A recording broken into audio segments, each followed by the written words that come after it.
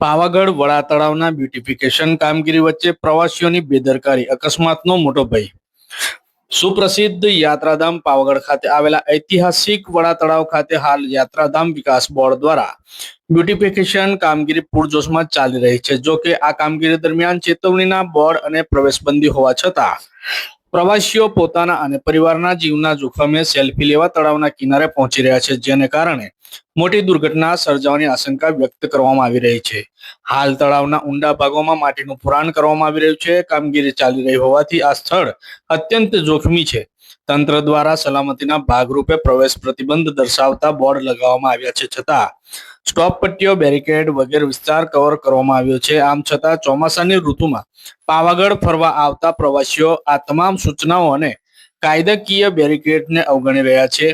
લોકો પોતાના નાના બાળકો સાથે તળાવની એકદમ નજીક પહોંચી રહ્યા છે.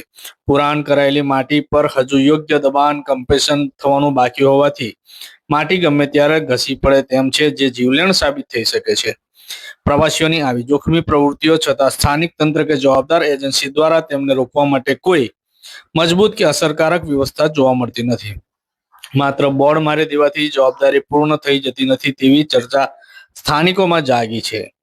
વીકએન્ડ કડક બંદોબસ્તની માંગ.